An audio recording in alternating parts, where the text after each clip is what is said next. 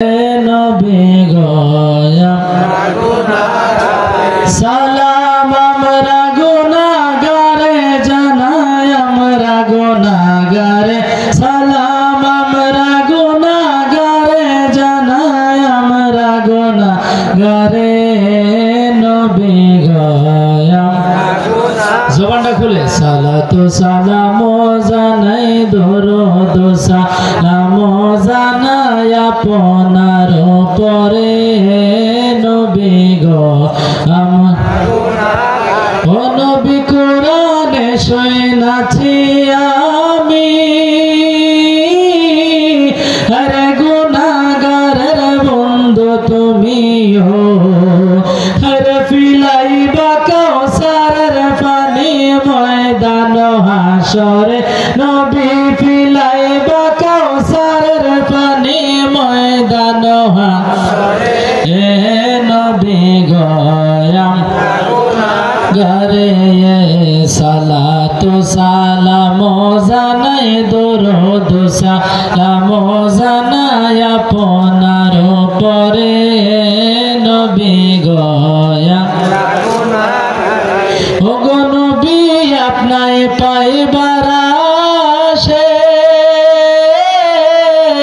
আমরা ঘুরতেছি পাগলের বেশে হরে দেওয়ানা হইয়া আইলাম রাজবিয়া দরবারে নবী দেওয়ানা হইয়া আইলাম রাজবিয়া দরবারে নবী গয়া গরে সালাতু সালাম জানাই দরুদ সালাম জানাই আপনার পরে নবী গয়া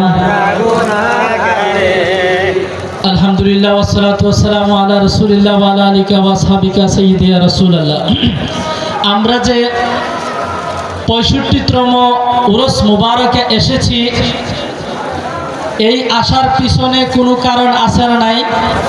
একটু কথা বলেন আমার সাথে, কারণ আছে না নাই? আমি যে দুইটা কারণ পাইছি তার দুইটা কারণ হলো, একটা নাম হচ্ছে সোহবত আর একটা হচ্ছে হেদায়েত। জোরে বলে সুবহানাল্লাহ। সোহবতটা এমন একটা জিনিস, একটা মানুষ সোহবত ছাড়া সঠিক রাস্তা অবলম্বন করা সম্ভব। যেমন আমরা একটা গ্রাম অঞ্চলের কথা শুনে থাকি যে সঙ্গ গুণে লোহাও জলে বাসে, না কোনো সন্দেহ আছে? যদি আপনার সঙ্গটা হয় আল্লাহর ওলিদের সাথে, আপনার চলাফেরা চলা বলাটা হবে আল্লাহর ওলিদের নির্দেশন মোতাবেক, ঠিক কিনা বলেন? আল্লাহর হাবিবের একখানা হাদিসে মুবারাকে আসছেন, আল্লাহর হাবিবের এক সাহাবী প্রশ্ন করছে, মাতা সাআত ইয়া রাসূলুল্লাহ, ইয়া রাসূলুল্লাহ কিয়ামত কখন সংঘটিত হবে? তো আল্লাহর হাবিব বলতেছেন, মা আতালাহা, তুমি যে আমারে জিজ্ঞেস করলা যে কিয়ামত কখন হবে, তুমি এটার জন্য কি করছো, কি রেডি করছো, তৈরিটা কি করছো? সুবহানাল্লাহ বলেন।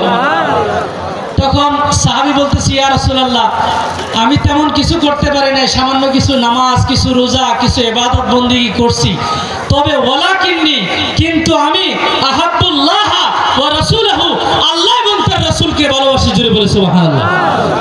এই কথা বলার পরে আল্লাহর হাবিব এমন একটা জবাব দিয়েছেন, যেই জবাবটা কিয়ামত পর্যন্ত প্রত্যেকটা উম্মতের জন্য কাফি। জোরে বলে সুবহানাল্লাহ।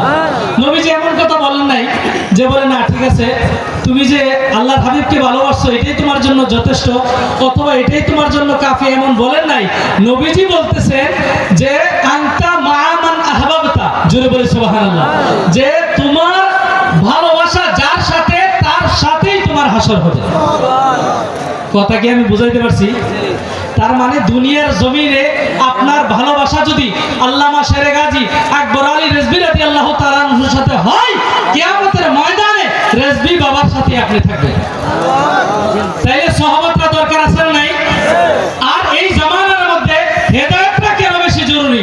আল্লাহ কোরআনে কারীমের মধ্যে ফরমান যে তোমরা যদি কিয়ামতের আগে সঠিক রাস্তায় চলতে চাও, কু আনফুসাকুম ওয়া আহলিকুম না, যেমনটা আমার সভাপতি সাহেব মহিউদ্দিন ভাই বলে গেছেন প্রবাসী ঐক্য পরিষদের, যে বিদেশের জমিনে থাকে কিন্তু সে হেদায়েত শূন্য নাকি হেদায়েত বলা এটা জানার দরকার আছে নাই? দুনিয়ার জমিনে সন্তান রাখা গেলেন, আপনি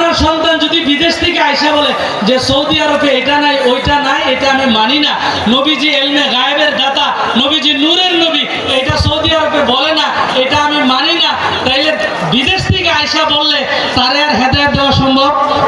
কারণ সে তো ফাঁকি আছে বিদেশ থেকে আগেই।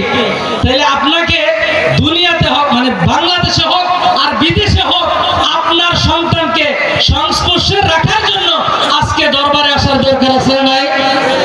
আজকে যিনি আমাদের ছায়াদান করছেন শাহ সুফি বদরুল আমিন রেজভী হুজুর কেবলার সংস্পর্শ ধরার দরকার আছে না নাই? একটা মানুষকে সঠিক রাস্তায় চলার জন্য সোহবতের কোনো বিকল্প নাই। এই জন্য বলা হয়েছে এক জামানা সোহবতে বা আউলিয়া বেহতেরা আজ সাদে সালে তোয়াত বেরিয়া। আপনি নফল ইবাদত কয় রাকাত করবেন? যদি একজন আল্লাহর ওলির সংস্পর্শে বসেন 1 লক্ষ নফল ইবাদতের চাইতে উত্তম। জোরে বলি সুবহানাল্লাহ। আরে শুধু তাই নয়, যদি আল্লাহর ওলিদের একটা বেলায়েতের নজর লাগে, ওই নজরে আপনার দুনিয়া এবং আখিরাত পরিবর্তন হতে দেরি নাই।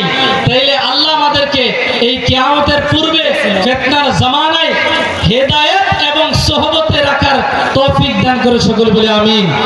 ওয়া মা আলাইনা ইল্লাল বালাগুল মুবিন। আসসালামু আলাইকুম ওয়া রাহমাতুল্লাহ।